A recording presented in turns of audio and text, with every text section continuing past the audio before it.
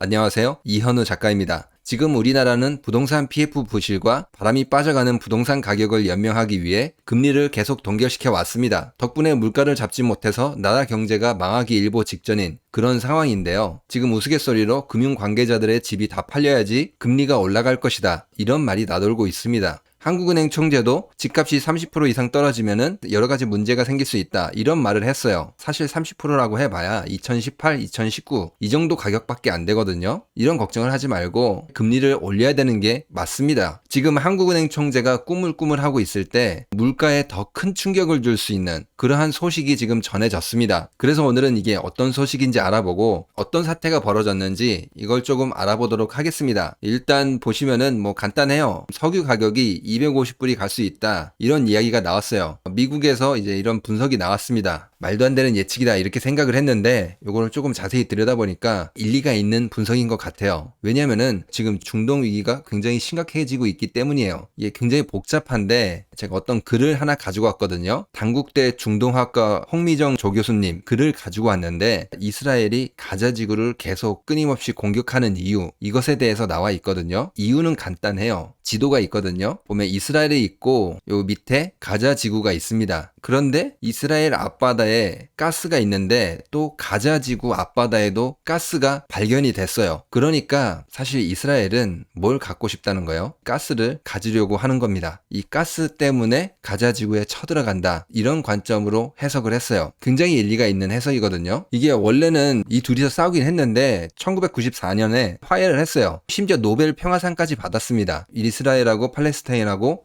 너희들은 어디서 살고 나는 여기서 살고 이렇게 협정을 맺었거든요. 완전 구석탱이까지 몰았잖아요. 구석에서 나오지 마. 이런 식으로 이야기를 하고 끝났어요. 이게 1994년도에. 그런데 가스가 발견된 거는 1998년도입니다. 원래 예전에 평화협정할 때는 가스가 있는 줄 몰랐을 때예요. 나중에 평화협정을 맺고 보니까 가스가 있었네? 이렇게 된 거죠. 물론 지금 저 가스는 이스라엘이 쓰고 있다고 합니다. 가자지구 앞에 있는데도 이스라엘이 쓰고 있다고 해요. 사실 이 가스를 가자지구 사람들이 쓰게 되면은 에너지 자립, 가자지구 사람들이 다 쓰고도 남고 심지어 수출까지 할 수 있는 그런 상황입니다. 그렇기 때문에 지금 이 싸움이 어떻다는 거예요? 그냥 끝나기 어려운 싸움이라는 거예요. 이게 하루 이틀 잠깐 교전하다 끝날 수 있다. 그런 상황이 아니라는 거죠. 그러니까 이게 석유 가격을 굉장히 자극할 수 있다. 그 말입니다. 또 이 둘만의 문제였으면은 이게 250불 예측 이게 안 나왔을 거예요. 이게 결국에는 유럽까지 영향을 주거든요. 지금 이스라엘 앞바다에서 나오는 가스를 계획으로는 2025년인데 가스관을 만들어서 유럽까지 보내는 그런 계획을 가지고 있어요. 이게 된다면은 유럽의 천연가스 수요의 한 10% 정도까지 가능하다고 합니다. 유럽 입장에서도 어떻겠어요? 가스를 받고 싶겠어요? 안 받고 싶겠어요? 러시아가 가스관 잠궈버리니까 유럽은 지금 난리가 났잖아요.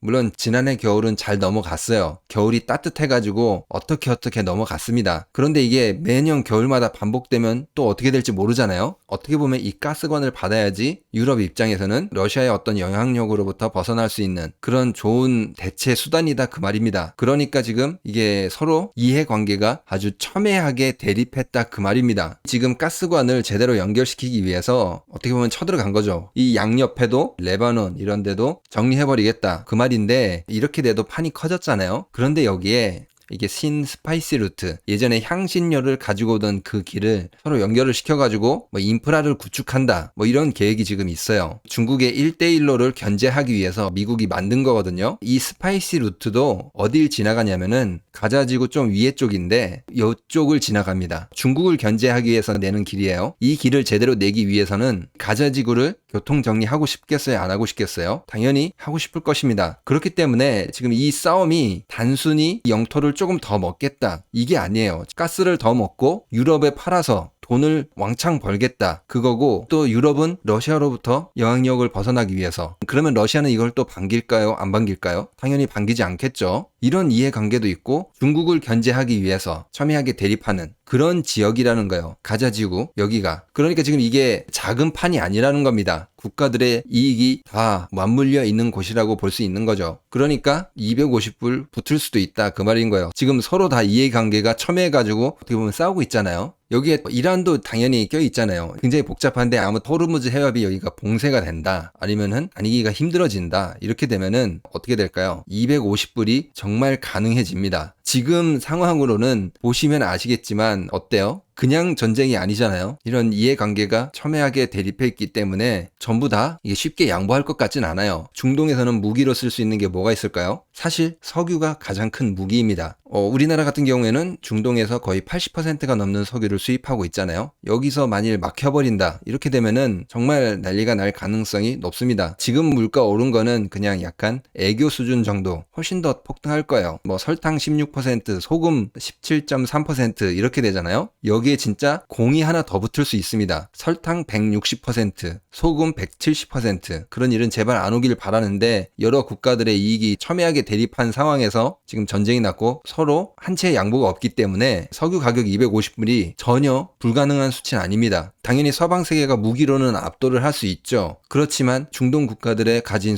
무기는 석유이기 때문에 이거를 가지고 위협을 한다면은 사실 세계 전체에 큰 파장이 올 수 있습니다. 이렇게 되면은 한국은행이 지금 꾸물꾸물했는데 그때 가서는 진짜 발등에 불이 떨어진 그런 사태가 오는 거죠. 그리고 제가 이제 한국은행 총재를 막 비난을 하는데 사실 이 네 명이 같이 욕을 먹긴 해요. 여기에 플러스 대통령, 이들이 어떻게 보면은 금융 전체를 결정하는 거잖아요. 그리고 또 어떻게 보면은 한국은행 총재도 저기에 가면은 안 돼요. 독립적인 기관이잖아요. 어차피 좋은 소리 못 들을 텐데 저기 갈 필요가 없는데 저기 껴가지고 뭐 하는 건지 모르겠는데 이번 부동산 가격 방어 4인방이라고 할 수 있죠. 다들 F4라고 부르는데 저는 이들을 부동산 가격 4인방이라고 부르겠습니다. 이 4명이 뭉쳐가지고 물가 잡는 거를 포기한 게 맞습니다. 여기에 플러스 대통령까지 책임이 굉장히 큽니다. 그리고 이제 어떤 분들이 제가 한국은행 총재를 너무 비난하는 것 아니냐 이렇게 이야기하는데 그래서 이제 좀 이런 걸 말씀드린 거예요. 그런데 한국은행 총재가 역할이 굉장히 중요합니다. 정말 살해 위협을 느끼더라도 금리를 올려야 되는 그런 시점이거든요. 그런데 지금 전혀 그렇게 하지 않고 있어요. 돌아가신 폴 볼커, 인플레를 잡은 연준 의장이잖아요. 이때 금리를 한 번에 20%까지 이렇게 올려서 물가를 잡았잖아요. 물론 사람들이 이때 엄청나게 무너지고 힘들어가지고 위협까지 했잖아요. 권총을 지니고 다닐 정도로 위험했다고 해요. 그러니까 진짜 결기 이런 걸 가지고 강단 있게 금리를 올린 거잖아요. 이때 당시 대통령 지미 카터, 로널드 레이건 모두 다 금리에 대해서 전혀 터치하지 않았습니다. 연준 의장을 터치하지 않았어요. 그리고 뚝심 있게 금리 정책을 밀고 나갔잖아요. 하지만 지금 이창용 한국은행 총재는 전혀 그렇지 못하다는 거예요. 물론 앞으로는 금리를 올릴 거라고 저는 생각하는데 그때가 되면은 금리 올린 것에 대해서 큰 힘은 안 되더라도 응원해드리도록 하겠습니다. 오늘 영상을 정리해보면은 지금 한국은행 총재가 꾸물꾸물하고 있는데 이 사이에 지금 물가에 더 큰 충격을 줄 수 있는 사건이 점점 다가오고 있다. 석유 가격 250불 예측이 지금 나왔다 그 말입니다. 이게 전혀 허언이 아니다. 지금 이스라엘과 가자지구가 싸우는 원인, 가자지구 앞에 있는 가스를 가져다가 유럽으로 팔아서 돈을 벌고 싶어 한다. 유럽도 그걸 반기고 있다. 이거를 러시아는 굉장히 싫어할 것이다. 커다란 에너지 전쟁이라고 할까요? 이런 게 시작됐다 그 말입니다. 그리고 이스라엘이 미국이 주도하는 신스파이시 루트, 중국을 견제하기 위해서 이스라엘을 지나가야 되는데 그 위아래로 교통 정리를 하고 싶다 그 말입니다. 강대국의 이익이 지금 첨예하게 대립하는 이 상황에서 전쟁이 더 커지게 될 가능성이 높다. 이렇게 되면은 중동이 가지고 있는 무기는 뭐가 있을까요? 석유가 있겠죠. 이걸 정말 무기화해서 이 에너지 전쟁에서 자신들의 목을 더 떼가려고 할 겁니다. 분명히. 그냥 순수히 그래 너네들 다 가져라 하고 그렇게 끝날까요? 전혀 그렇게 되지는 않을 겁니다. 그 사이에 앞으로 물가는 대폭등하겠죠. 오늘 영상은 여기서 마치도록 하겠습니다. 구독과 좋아요, 알람 설정, 응원의 댓글은 영상을 만드는데 많은 힘이 됩니다. 감사합니다.